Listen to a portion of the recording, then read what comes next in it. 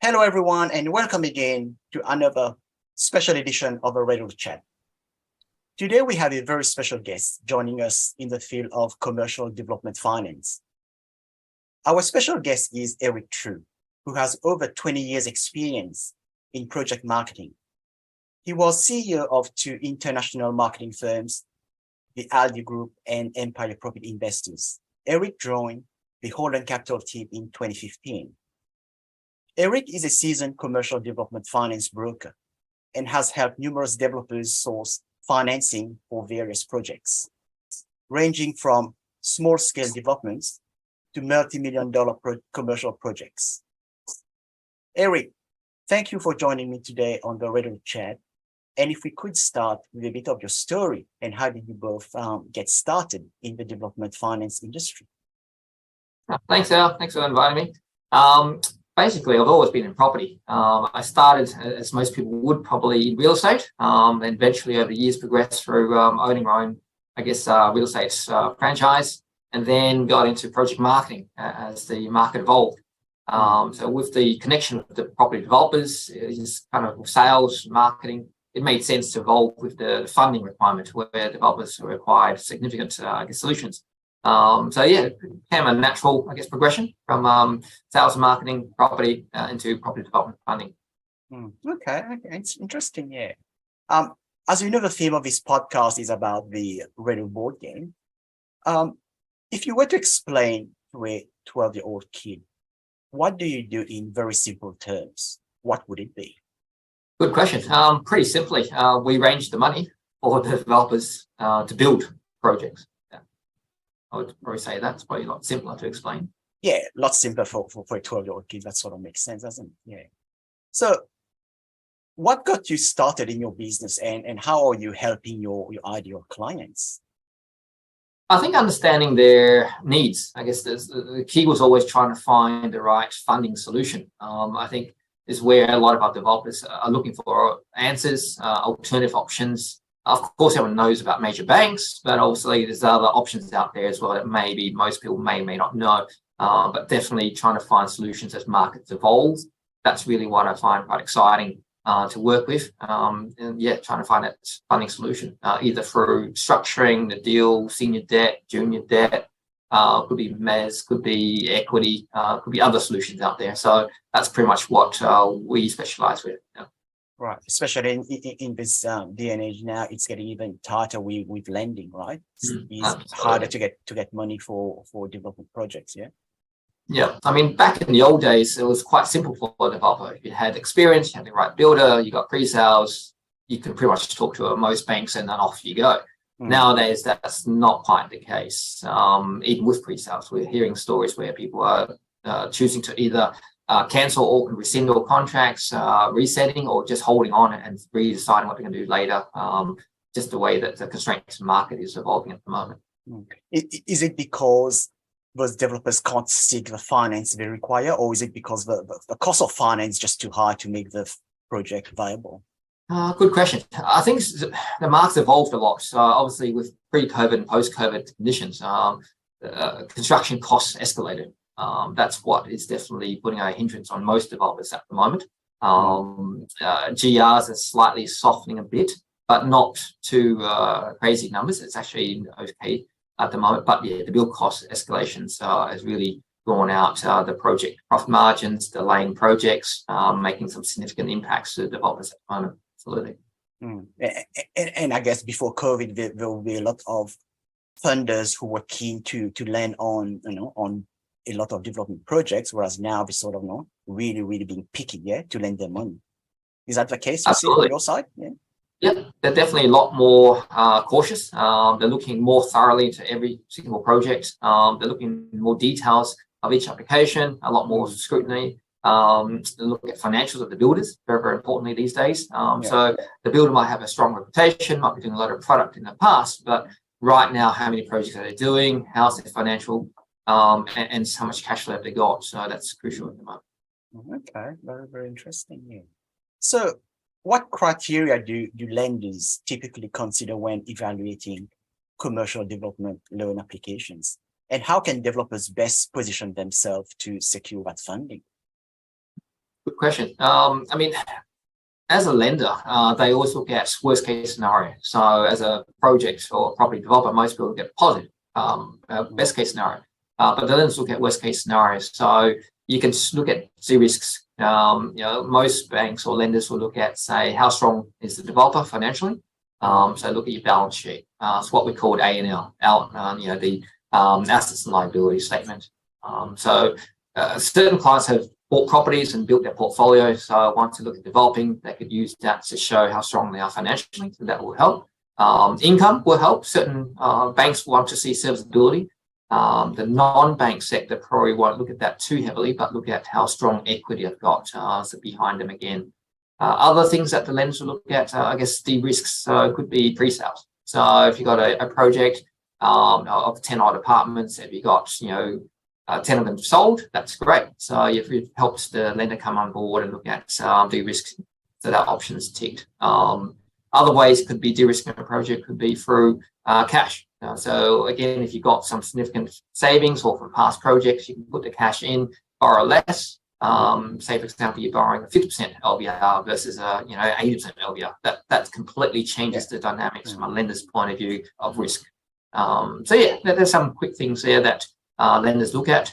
The builders, as we mentioned before, right now is crucial. They do scrutinize which builder you're using. Most clients shop around trying to find the cheapest cost to build. That may not necessarily be the best option. You might want to look now how strong financially are, what's their reputation, what have they built recently, have they been on time, can you look at the product, can you ask to speak to previous clients and get into the details of the nuts and bolts of that. So that's probably what we would suggest and recommend. So do you find the pool of funders before COVID has been sort of reduced now compared to what it was before COVID? It was interesting. Good question again. Pre-COVID was a different market altogether. Of course, the banks was very, very strong at that time and very strong appetite. Since COVID occurred, there was a lot of money shifting through financial sector, property sector.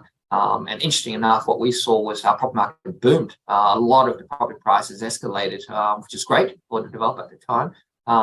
At that time, also a lot of the funds, they were getting a lot more money because they're taking money away from the financial sector and throwing into the property, which they found very, confident, a lot of confidence in the property market at the time. So we had a lot of funds with lots of money looking to house them. So they were quite keen to fund projects. So that was the COVID era. Post-COVID era, right now, with the way that the sector's gone, interest rates, the RBA, and the way things are happening, cost construction, so forth, they're a lot more stringent, a lot more cautious, a lot more detailed. So before they might look at 10 projects and fund 2, now they look at 10 projects, might fund 1, if that. So they're a lot more cautious. So they're still keen, money's still plenty out there, but they're a lot more cautious. So I guess it would be a real challenge, even though reputable developers wants to secure that finance, is trying to compete for that source of funding. Yeah, definitely a lot more tougher conditions. They've been met with high cost to build, high cost to purchase lands. GRs are softening, so it's not the easiest time for developers to make money, but there's always solutions, still options out there, obviously. Okay, beautiful. Yeah. So what do you find most rewarding about your profession? The best, obviously, is the solution. To find, a challenging case come to our desk from day one and find a solution either through a capital stack or a solution through arrangements or structure, or just could be different dynamics of product or just an advice. We could guide them along the way. And seeing the end product, that's the best thing. Once we can walk through, maybe 12 months later, see what we talked about a year ago, and now we can actually walk through the architectural design home or the apartment building or shopping centre. That's very satisfying to see the end product. It's one thing to think about a project, plan a project, see the end product is definitely. Especially in property development, things takes time. It's not just a matter of weeks or months. It could take years to see the concrete, physical building compared to when it was first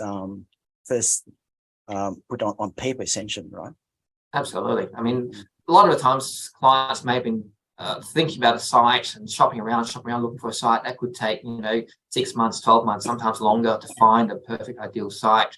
And then once they found a site, do some plans and visos and work out the numbers and seeing if that site's suitable for what they're planning. In that time, the market might shift or evolve, and they might need to rejig those numbers again. And then beyond to actually find construction solution, construction funding, building it, and obviously end realization. It could take a number of years. And even that, sometimes you got to buffer more time. So it's definitely delayed. Very, very challenging times ahead, hasn't it? So what would you consider to be the biggest challenges facing developers today, and how do you address them in your work? Very clearly, as mentioned, it is cost construction. That's probably one of the most, challenging risks right now for any property developer in any sector. But as mentioned, there's buildings coming up all the time. There's supply and there's demand.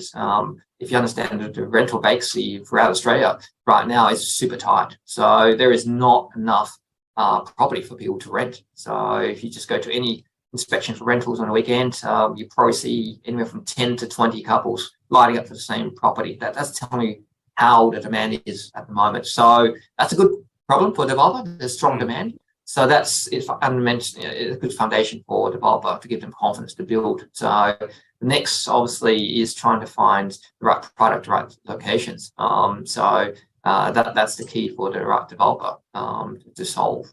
I think de-risking construction costs, ways that we've been doing it these days are one, factoring in, more a contingency. So most standard developers or lenders, they'll look at 5% as a project contingency as a buffer. Nowadays, we've been shifting that to maybe some cases 7.5%, sometimes even up to 10% as a standard requirement in the funding table. So we've increased the contingency. So we've seen that's required a lot more, obviously. So the second thing we've been able to do is actually plan a longer term. So ideally, most people might have a 12-month build plan. Maybe now it's a 15-month build plan. So very rare have we seen the last year or two projects build under time. Most cases we've seen is delays. I haven't seen many build right on time what was planned. Most are being delayed. We're continuously finding ways to solve the solution at the end of the product. It's running out of time, needs more term. So factoring a longer build time is advised. And lastly, probably find a buffer. So most developers may not have a project buffer. So if you didn't, definitely highly recommend have a project buffer.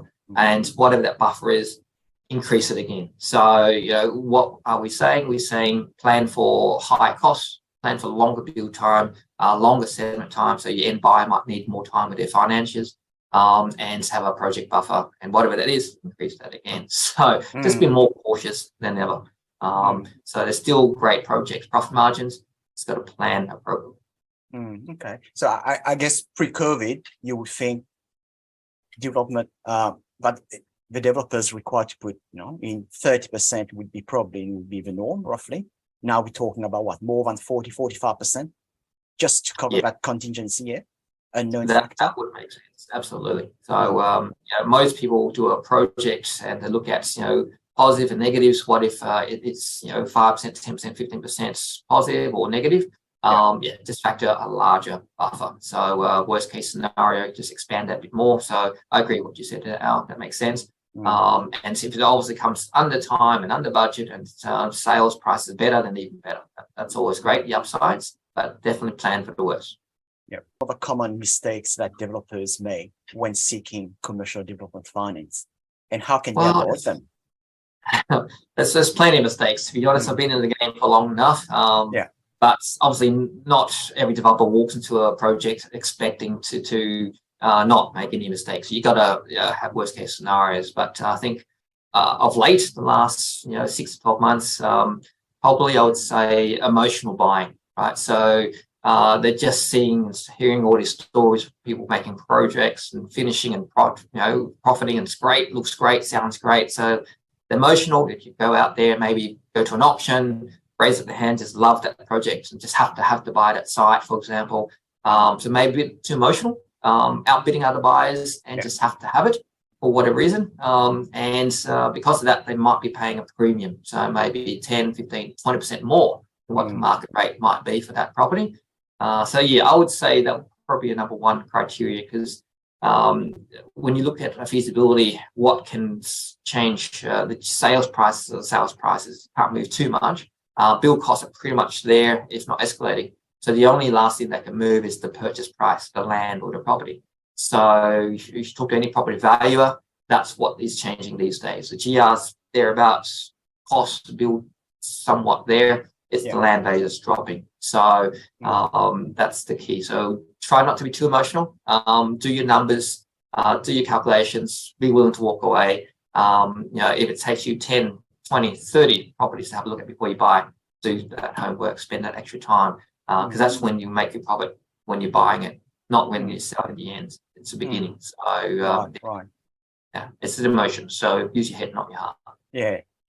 And what about like density of the dwellings on the site? So for example, they might go to auction, bearing in mind that they could get 4 or 5 dwelling on it.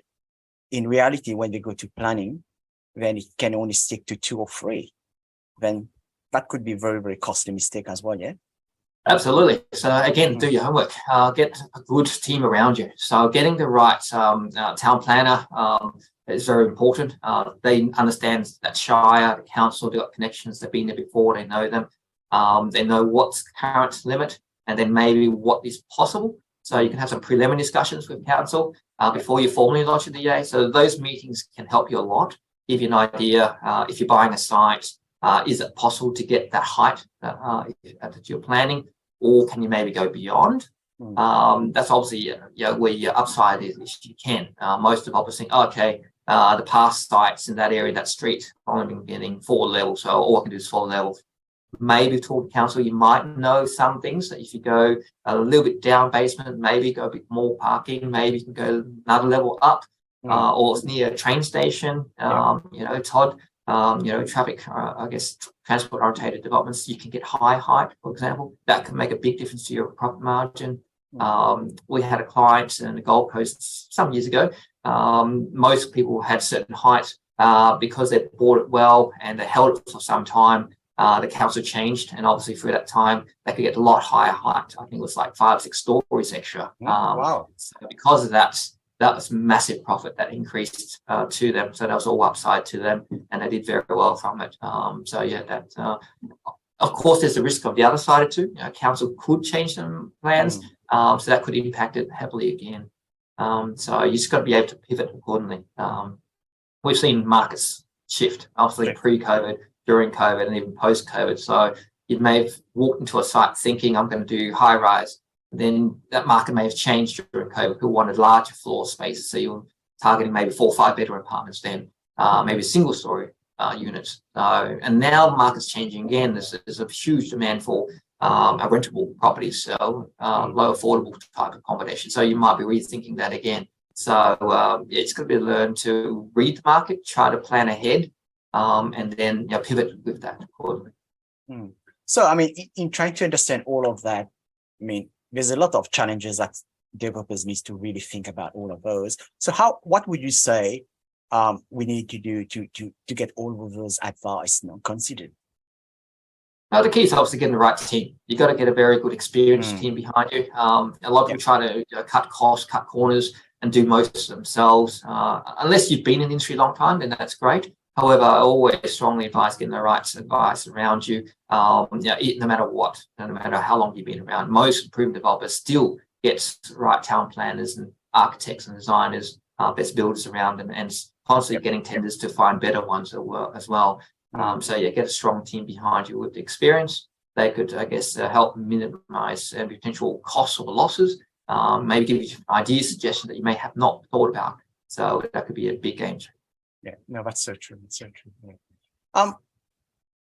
If you can go back to teach to your younger self or teach to your kids, what would you teach them? Good question. I mean, I've always been in property. And I love property. I've seen it do very, very well for a lot of people, and so we've done very well ourselves. I'll definitely say, similar to what your board game you're talking about, it's crucial.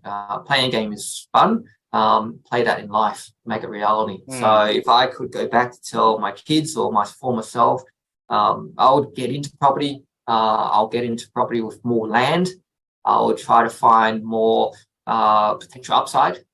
So look for not just the area that's already developing now, but look for surrounding suburbs around it, 5, 10, 20K radius of it. So in time, they will become future development. So find some project with land, potential upside. That's definitely what I would say. Yeah. Okay. So what are some of the key trends or changes in the commercial development finance industry that developers should be aware of? I think trends are always changing. And again, we'll talk about the COVID factor. Prior to that, a lot of our big clients were building towers and towers of office space, office buildings. They were going larger floor spaces. Governments were looking for bigger towers. There's so many sectors that were booming at the time and wanting more space for their staff. Since COVID, most people were working from home. Some still are. So some companies are trying to get people back to their companies and work physically. Others are still working with a hybrid, working some days, work from home some days, get into the office other days. Some are rotating office space. So they're moving out of the spaces and getting smaller spaces. So I guess what I'm saying is commercial-wise, not many people are building larger floor plans anymore. So they're going smaller, but being more versatile. So hot desks type things, rotating office space. Service offices are very, very popular the last couple of years. So working from home. So retail also is changing somewhat with the demand for online and internet purchases. You don't see many shopping centres of the likes anymore. They're evolving. Ones that are struggling, they're getting a lot more vacancies. So they're trying to evolve themselves to find, ways to rebuild themselves, have themselves more facilities, more amenities, and keep people going back to shopping centres. Industrial, for example, that area has been booming. So we've seen what China's been doing the last number of years. Australia is growing, and a number of different industries are thriving. So we've been funding a lot of projects at industrial warehouses, and they're doing very well. So again, do your homework, find the right product, find the right product mix, work with your market, and then plan ahead with that market accordingly to provide the right product. Okay, very interesting. If there's one thing you would want to do in your lifetime, what is it and why? Probably travel more. I think everyone, with COVID, we were all stuck at home, especially those in Victoria. I felt for you guys, it was frustrating, limitations, restrictions, shutdowns. That was just horrible. Us as human beings, we're used to traveling and getting out and about, and having restrictions was, quite a big hindrance. So, I would definitely like to travel more now that we can. Country's more open now. We can get out and about. And the kids are a bit older now, so I would love to get that back out. Yeah, that's awesome. Favorite things you do on your day off or in your spare time? Wouldn't say I have much spare time these days. I maximize every minute. But running is definitely something that I love personally. I've probably picked up running for the last 8 or 9 years now and just love it. So I'm a run director myself with Park Run. So we hold 5K events every Saturday. We do marathons, half marathons. So I just came back from 20K run training on Sunday. So I just love it. Oh my gosh, 20K. Wow. Okay. It's not something that's everyone's favorite pastime, but it's just crazy. The busier we are, I find, the more active I am, either at the gym or running, I feel more energized. So I can do more in my time. So it sounds crazy, like an oxymoron, but the more I run, the more energy I get, and the more business I get out as well. So Wow. I may not be for everyone now, but exactly. I guess running is not for me, definitely. Especially 20K. Probably I can't even struggle to do 2K. That's it. 2K is fine as well. If there's someone dead or alive you want to take to lunch, who would it be and why? Good question. Historically, one of my biggest mentors in life at the time, and talk about property, was Donald Trump. It was someone I admired, I looked up to, read heaps of books, I've seen his seminar bits, just the energy aura he had. I would have said Donald Trump. But however, since the elections and everything that's happened in America of late, it's probably not someone I want to catch up anymore. It's definitely someone of the future. So Elon Musk is definitely someone on my agenda. Just admire where his mindset is, business he's had. Yes, I'm sure he's got plenty of challenges that people may not look at success stories and how much money he's made, but I'm sure there's plenty of challenges. So I really like to delve deep in his mind and the experience, look at what his challenges, what the problems, how they get through those problems. His mindset, look at the future. SpaceX is exciting. Where else it's going, next frontiers. To me, that's exciting. That's someone who I look up to at the moment, and loving where he's going. No, very inspiring man, indeed. And last but not least, are there any questions that I could have or should have asked, but did not ask you on the final takeaway of today's chat? So I think get educated. I think that's number one. When I went through school, everyone said, "Yep, learn." Yep, absolutely. Even life lessons in real world. So get out there, learn. If you can piggyback off someone, that'd be great. For example, get out there on the construction sites, talk to the builders, talk to developers, ask them out for lunch, buy them a coffee. Just those inspirations you can pick up, good or bad, is vital. I think surround yourselves with the right people around you, even positive or negative advice, but get a good team around you that's been there, done that. So they could help you further. I talked about the strong network, good architects, good town planners, good, builders, get good financiers, very important, of course. But surround yourself with the right advice, and not always the cheapest. Remember that there's people with advice can help you. Do your homework. I can't stress that enough. Do your FISO again. Check your numbers, check it again. We've even found clients already got to pre-sales, then they go back to the builder 6 months later, but then the costs have changed. So you should really work with them monthly while you're getting your pre-sales, if that's your plan. Work for your builder, work where they're at now, and in fact, continue. So very important of the groups around you. Do your homework with build costs, especially nowadays, even if you've got pre-sales. Have a backup plan. What's worst case scenario? What if that eventuates? What do? We've seen clients walk into a project, say, "Yep, I'm going to do a land sub." Then later on, they get different ideas. No, I'm going to build. Okay. And later on, so no, apartments. Yeah, highest best use. My town planner told me. But then the market shifted. Okay, shift that. Let's go townhouses. Yep, it's definitely the market. And then the market took time, and then maybe you're not ready yet. So costs maybe rise. So maybe look at maybe just subdivide and sell the land. So there's many ways you can pivot. Think outside the box. Find solutions. That's definitely what I would definitely advise. And then if you're thinking, planning, ultimately take action. I've met a guy from a seminar a few years ago. He was an accountant by trade, and he was a thinking, planner, and very cautious. Great to be cautious, but he was so cautious he missed 3 cycles. But he missed 3 markets. I met him 8 years ago, and he missed the market when it boomed, and then he kept changing his mind, couldn't decide, and then COVID hit. He was too afraid, didn't do anything. The market boomed again, missed that cycle, and then he shifted, evolved, and then missed that market again.